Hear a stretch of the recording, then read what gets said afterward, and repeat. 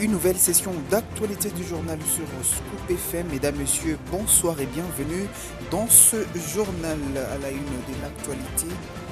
Un sit-in est prévu demain, mercredi 25 septembre 2024 à Kinshasa, la capitale de la République démocratique du Congo. C'était dans un communiqué rendu public par le parti politique Ensemble pour la République de Moïse Katumbi.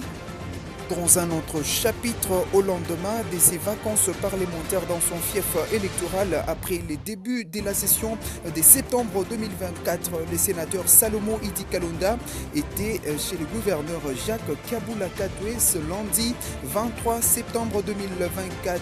Angers passé en revue de la situation générale de la province pour que le problème prioritaire du Haut-Katanga soit porté à la Chambre haute du Parlement. Mesdames, Messieurs, voilà, c'est tout pour les sommaires. Présumée tracasserie contre les camionneurs angolais en RDC, la vice-ministre de l'Intérieur Eugénie Tchela Kamba a effectué une descente sur les tronçons RN1 Kinshasa Congo central pour vérifier l'information, ce qui s'avère faux. C'est un reportage de nos confrères de la radio-télévision nationale congolaise. Il n'y a aucune tracasserie routière contre les camionneurs angolais en République démocratique du Congo sur le tronçon route nationale numéro 1 Kinshasa-Congo central. La vice-ministre de l'Intérieur, Sécurité et Décentralisation, Eugénie Tchela Kamba, s'est rendue sur place pour vérifier l'information. De Selembao à Mitende jusqu'à Kasangulu, voir les contournements retour de Kasangulu au rond-point Ngaba où le numéro 2 de la territoriale au pays a emprunté la route. Le trafic est normal et paisible pour les patriotes africains de la République serbe d'Angola, contrairement aux fake news lancées sur les réseaux sociaux. Nous sommes très flattés par cette descente de ces membres du gouvernement pour nous réconforter. Occasion également pour la vice-ministre de l'Intérieur, Eugénie Tchela Kamba, de s'entretenir avec les camionneurs congolais en grève. Ce, après avoir donné les instructions pour la reprise de la libre circulation des camions de marchandises bloqués à Loufou, à Selembao, suite à l'appel des syndicalistes. Notre gouvernement souminois, sous l'impulsion du chef de l'État, Félix-Antoine Tshisekedi Tshilombo, ne vous a pas abandonné. Votre dossier est sur la table. Ma présence ici témoigne cela. Je vous prie de reprendre le travail. Au long de son parcours, la vice-ministre de l'Intérieur, Eugénie Tchela Kamba, a désagréablement surpris insouciante de la police abandonnée par les forces de l'ordre, pourtant censée sécuriser les personnes et les biens. Sur place, elle a placé un cadenas avant de se rendre au commissariat général de la PNC pour la remise des clés. Il y en a 3 d'ailleurs, et voilà, je les mets entre vos mains, mais sous la direction de notre garde. Ouais. C'est une journée très chargée pour le numéro 2 de la territoriale qui, sans repos, s'est rendu à Kisenso au lieu d'assassinat d'un motard pour récupérer les informations.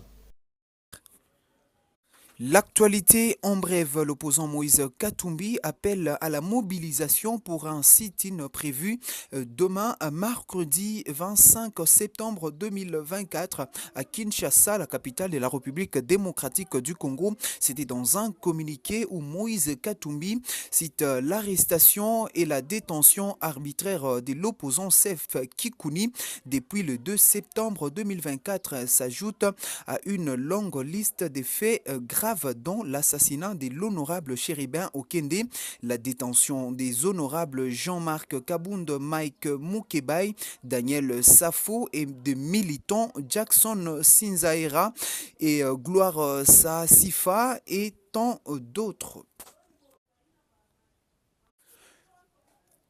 Toujours dans le même chapitre de la marche organisée par l'opposition, plusieurs structures de la société civile et quelques forces de l'opposition organisent un sit-in ce mercredi 25 septembre 2024 au Palais de la Justice à Kinshasa pour dénoncer les arrestations qualifiées d'arbitraires dont sont victimes les opposants. Cette initiative est saluée par André Kabomba, analyste politique, se basant sur les prescrits constitutionnel. Il est dit au micro de Christian Muchompa.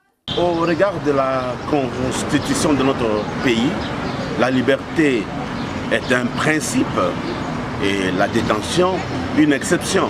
dès lors que cela est constitutionnel et que cette démarche s'inscrit dans cette logique, nous estimons qu'il faut qu'on arrive à déterminer le cas de chaque détenu.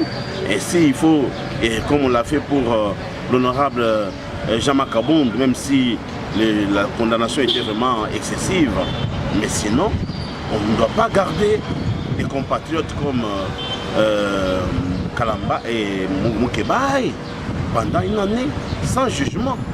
Parce que le même travail que nous apprécions que Moutamba est en train de faire, on ne doit pas avoir deux poids, deux mesures. Ce travail doit être pour tous les compatriotes parce que Moukebaye, c'est un compatriote. Comment il doit être gardé sans jugement? Cette démarche s'inscrit dans le respect de la Constitution. Nous ne trouvons pas d'inconvénient, mais c'est pour déstabiliser les institutions. À ce moment-là, nous ne pouvons pas soutenir cela. Dès lors que cette démarche a respecté les lois de la République, je ne vois pas pourquoi on peut étouffer la marche. Étant donné que l'actuel président, notre président Félix Antoine Tshisekedi Tshilombo, prône des valeurs, la liberté d'expression, l'état de droit. Et si la procédure a été respectée, je crois qu'il faut les laisser. Mais il y a eu Fayoul qui a organisé sa manifestation, ça n'a pas été empêché. Ce qui conseille au chef de l'État d'étouffer l'opposition, c'est la censée pour rien. On peut les laisser, ils peuvent marcher, aller même jusqu'au niveau de l'océan Atlantique, ils vont retourner et la population va à ses occupations que les empêcher, c'est leur donner encore plus de tonus. Je crois que c'est imprudent de prendre cette décision. Changeons maintenant des chapitres où une délégation de l'inspection générale des finances séjourne à Kananga, au Kasaï central, depuis le lundi 23 septembre 2024 pour une mission d'audit des finances publiques. Cette dernière a échangé ce même jour avec le gouverneur de province sur l'objectif de cette mission. Gracia Akilimali nous en parle. D'après l'inspecteur Steve Kivuata, la rencontre avec le gouverneur Joseph Moïse Kamboulou était une première étape cruciale de la mission avant le déploiement sur le terrain. Le travail des inspecteurs sera d'évaluer à travers les 5 territoires de la province le niveau d'exécution de certains ouvrages ayant bénéficié de financement du trésor public et dont l'évolution n'est pas réellement ressentie. Parmi les projets financés dans cette partie du pays, l'on note le programme de développement de 145 territoires dont les travaux sont aux arrêts depuis plusieurs mois. Je l'ai tantôt annoncé dans les sommaires au lendemain de ses vacances parlementaires dans son fief électoral et après les débuts de la session de septembre. Le sénateur Salomo Idi Kalunda était chez le gouverneur Jacques Kaboula ce lundi 23 septembre 2024 en jeu passé en revue de la situation générale de la province pour que les problèmes prioritaires du Haut-Katanga soient portés à la Chambre haute du Parlement. Suivez. Bonjour, honorable sénateur. Comme vous savez, j'étais ici pendant les vacances parlementaires, mais le gouverneur n'était pas là. Et je profitais de ces séjours, de ces petits séjours pour le voir finalement. D'abord pour lui présenter mes civilités, parce que c'est l'autorité de la province. Et deuxièmement, j'ai pu écouter la voix de la population, j'ai pu recevoir la société civile et d'autres forces vives. Il ne restait plus que la voix officielle, et donc c'est la voix du gouverneur. J'ai parlé avec lui de toute la situation de la province et je suis heureux de l'avoir entendu. Et en tout cas, il était ouvert, il m'a expliqué tout ce qui se passe dans la province.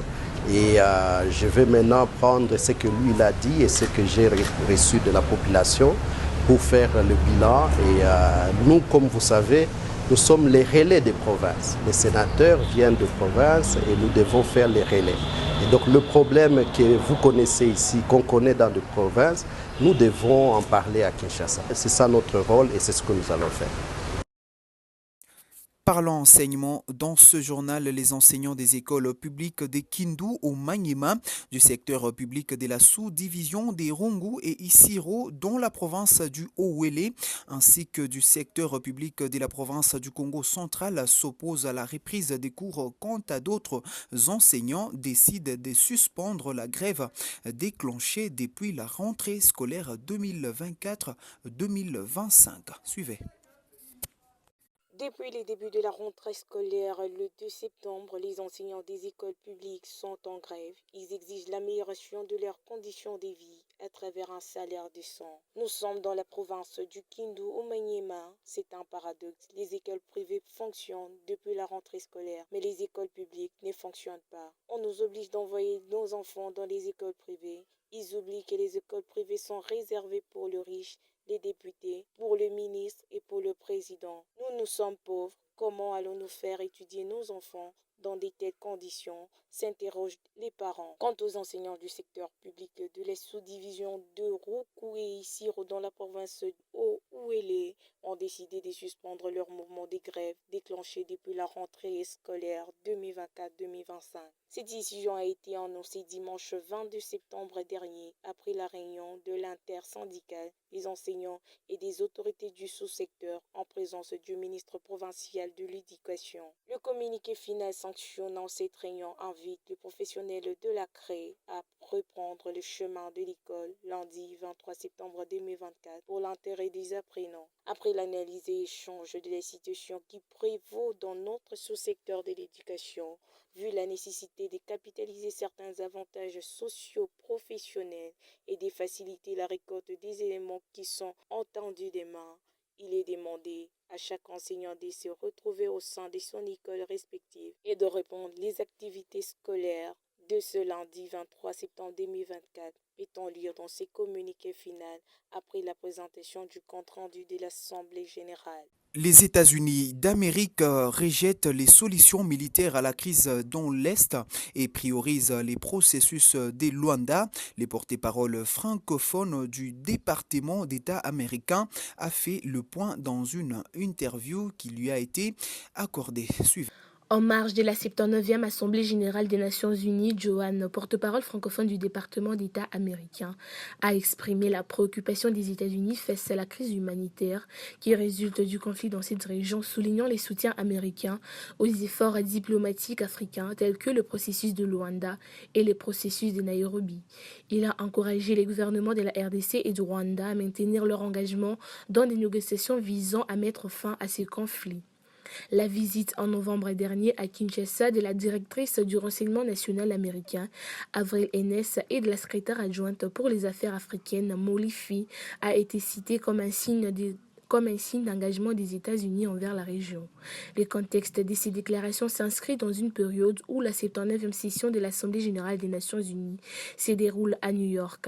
Linda Thomas Greenfield, ambassadrice des États-Unis auprès des Nations unies, avait affirmé le 18 septembre 2024 que la situation sécuritaire en RDC est l'une des priorités américaines durant cette session.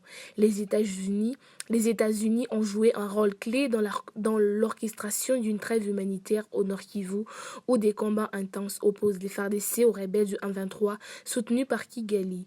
Malgré les avancées dans le processus de paix sous l'égide du président angolais Joao Lourenço, les tensions persistent. Le M23 continue à consolider sa position dans la province. C'est la fin de ce journal vespéral sur votre chaîne, mesdames et messieurs. Merci de l'avoir suivi. Christian Mouchompa nous a coordonné et Steve Micha nous a réalisé. Mesdames et messieurs, restez branchés sur votre radio pour être informés à la minute. Nous allons vous retrouver très prochainement avec la même détermination de toujours bien vous servir, mais surtout prenez soin de vous, car la santé est